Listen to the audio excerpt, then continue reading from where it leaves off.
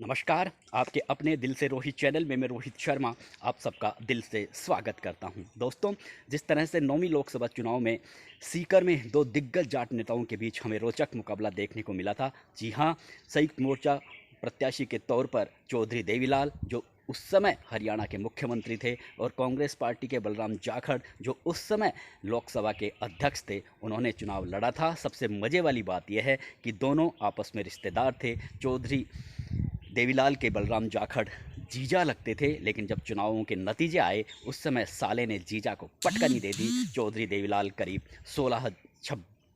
46,000 से ज़्यादा वोटों से उस समय जीते थे। सबसे बड़ी मज़े वाली बात यह है कि चौधरी देवीलाल के चुनाव प्रचार के लिए अटल बिहारी वाजपेयी सहित भारतीय जनता पार्टी के वो तमाम बड़े नेता सीकर ज़िले में आए थे।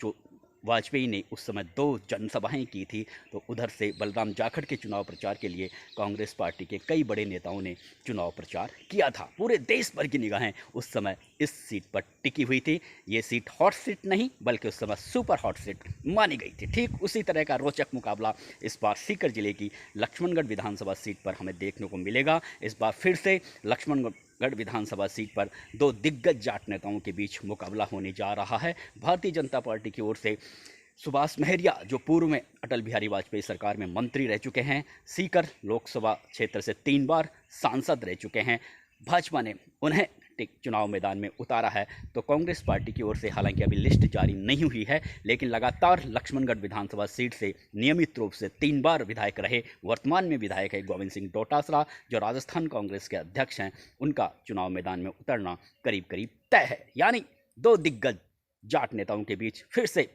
लक्ष्मणगढ़ विधानसभा सीट पर हमें एक रोचक मुकाबला देखने को मिलेगा, और ये सीट हॉट सीट नहीं बल्कि सुपर हॉट सीट मानी जाएगी, क्योंकि सुभाष महरिया हालांकि पूर्व में एक बार 2013 में गोविंद सिंह डोटासरा से इसी सीट से चुनाव हार चुके हैं, लेकिन इस बार वे पूरे दमखम के साथ चुनाव मैदान में आए हैं।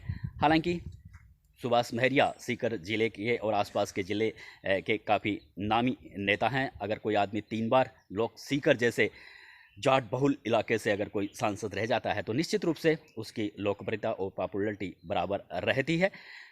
लेकिन हम गोविंद सिंह डोटासरा की राजनीतिक ताकत को भी कम नहीं आंक सकते, क्योंकि वे लगातार 3 बार लक्ष्मणगढ़ विधानसभा सीट से ही वे विधायक रहे हैं। गत बार दिनेश जोशी भारतीय जनता पार्टी के प्रत्याशी थे, उनको उन्होंने पटकनी दी थी। दिनेश जोशी को वो पूर्व में भी हरा चुके हैं। यानी अब तक जो 3 विधानसभा चुनाव गोविंद सिंह डोटासरा ने लड़े हैं, उनमें उन्होंने 2 बार दिनेश जोशी को भाजपा प्रत्याशी के तौर पर उतरे थे, उनको हराया, एक बार सुभाष महरिया को हराया। अब सुभाष महरिया फिर से भाजपा के टिकट पर यहाँ से चुनाव लड़ रहे हैं। देखिए, जहाँ तक गोविंद सिंह डोटासरा का सवाल है, जिस तरह से अशोक गहलोत और सचिन पायलट में आपस में मुख्यमंत्री की कुर्सी को लेकर जंग छिड़ी हुई है, तो इस समय निश्चित रूप से जब से पीसीसी चीफ बने हैं गोविंद सिंह डोटासरा, तब से उनके कांग्रेस पार्टी के जो पॉलिटिकल कैरियर में उनका तेज़ी से ग्राफ ऊंचा हुआ है, और अशोक गहलोत से उनकी काफ़ी नज़दीकियां हैं। तो चर्चा ये भी है, राजनीतिक विश्लेषक ये भी मानते हैं कि गोविंद सिंह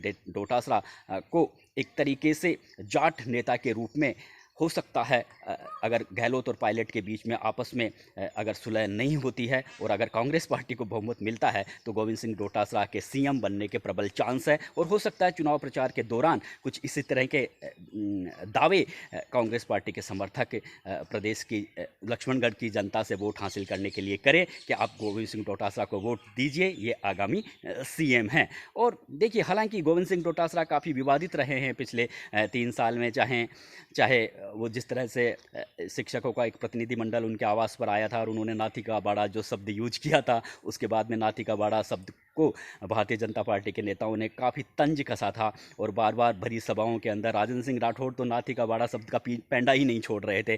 तो इस तरह की उन्होंने बातें कहकर उन्होंने शिक्षक संगठनों के निशाने पर आ गए थे। उसके बाद में जब बोर्ड का रिजल्ट आया, तो उन्होंने शिक्षकों को बधाई देने के बजाय, उसका श्रेय देने के बजाय, उन्होंने शिक्षा डिपार्टमेंट के जो डायरेक्टर थे उनको श्रेय दिया। तो उसके बाद में शिक्षकों में काफ़ी नाराज़गी छा गई थी। गाहे बगाहे वे अपने बयानों को लेकर काफ़ी चर्चित रहे हैं। हालांकि उन्होंने खुद भी उन्हें खुद भी ये पता नहीं रहता है कि उनके मुंह से क्या निकल रहा है और उसके फिर क्या मायने होंगे और किस तरह से भारतीय जनता पार्टी उनके शब्दों को लेकर हमला बोलेगी, ये वे खुद भी नहीं जानते। हालांकि ये ज़रूर है कि उनके ऊपर काम का प्रेशर भी काफ़ी रहा है, क्योंकि पीसीसी के चीफ रहे हैं और उनका एक स्वभाव भी इसी तरह का रहा है। वे ज़्यादा सोच विचार नहीं करते हैं, जो मुंह में आए बोल देते हैं। लेकिन ये ज़रूर है कि उन्होंने कांग्रेस पार्टी को बहुत अच्छी तरह से संभाला है विगत 3 साढ़े 3 साल में। और जो कांग्रेस पार्टी की जो योजनाएं हैं, जो योजनाएं लागू होनी चाहिए थी लक्ष्मणगढ़ विधान सभा क्षेत्र में, उनका भी उन्होंने बेहतर तरीके से वहां पर क्रियान्वयन करवाया है। इसलिए उनको एक मजबूत राजनेता मान सकते हैं।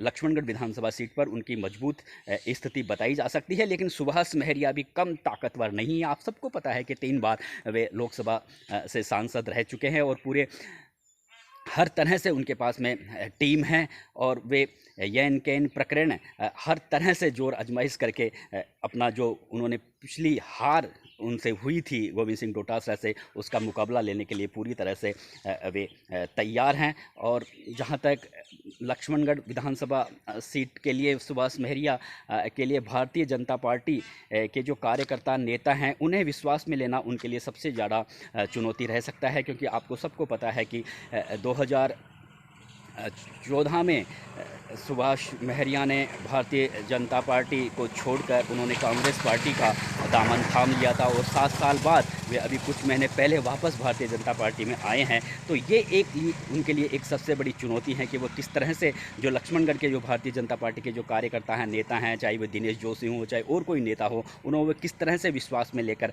अपने साथ जोड़ते हैं। ये एक बहुत बड़ी बात वहाँ पर देखने को मिलेगी। अन्यथा सीकर जिले और आसपास के ज़िले के लिए सुभाष महरिया कोई नया चेहरा नहीं है। काफ़ी ताकतवर राजनेता माने जाते हैं, सीकर जिले के काफ़ी ताकतवर जाट नेता हैं। इसीलिए तो मैं कह रहा हूं कि इस बार एक बार फिर से लक्ष्मणगढ़ विधानसभा सीट पर सबकी निगाहें आ टिकी है। डोटासरा और महरिया दोनों में से कौन बाजी मारेगा, ये तो चुनावों के नतीजे बताएंगे। लेकिन चुनावी हलचलें लक्ष्मणगढ़ विधानसभा सीट पर ज़बरदस्त जोरों से राजनीतिक गलियारों में हो रही है कि देखिए एक बार फिर से जो 9वीं लोकसभा चुनाव में जो मुकाबला हुआ था सीकर जिले में 2 दिग्गज जाट नेताओं के तरह का ही मुकाबला इस बार लक्ष्मणगढ़ विधानसभा सीट पर हमें देखने को मिल सकता है। नमस्कार दोस्तों।